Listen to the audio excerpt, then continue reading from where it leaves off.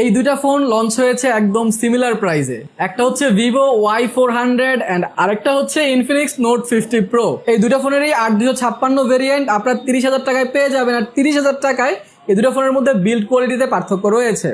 ইনফিনিক্সে আপনারা metal finishing পাচ্ছেন side ফ্রেমটা, আর আপনারা ভিভোতে ফুললি প্লাস্টিক বিল্ডের ফোন পাচ্ছেন। ইনফিনিক্সে আপনারা পেয়ে যাচ্ছেন 1.5K রেজুলেশন একটা অ্যামোলেড ডিসপ্লে আর এজ টু এজ ডিসপ্লে দেওয়া হয়েছে, যার কারণে ফুল ভিউ একটা এক্সপিরিয়েন্স আপনারা পাবেন। অন দ্য আদার হ্যান্ড ভিভোতে আপনারা পেয়ে যাচ্ছেন 1080p ডিসপ্লে, বাট এটা অ্যামোলেড, কিন্তু এখানে আবার চিন বেজেল কিন্তু বড় বড়, সো এইটাও আপনাদের মাথায় রাখতে হবে।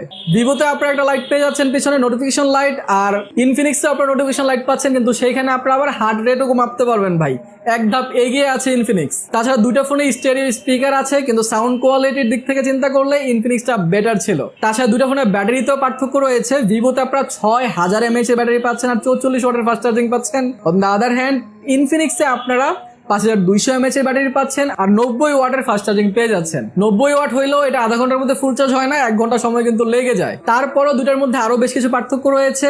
অনেক দিক থেকে ইনফিনিক্স এগিয়ে আছে, কিন্তু আবার অনেক দিক থেকে ভিভোটাও এগিয়ে গেছে। সেটার জন্য এটার ফুল রিভিউ দেখতে হবে, সেটা অলরেডি আমার চ্যানেলে চলে আসছে। সেটা দেখার জন্য আমার চ্যানেলে চলে যেতে পারেন, অথবা ফার্স্ট কমেন্টে আমি লিঙ্ক দিয়ে দিব।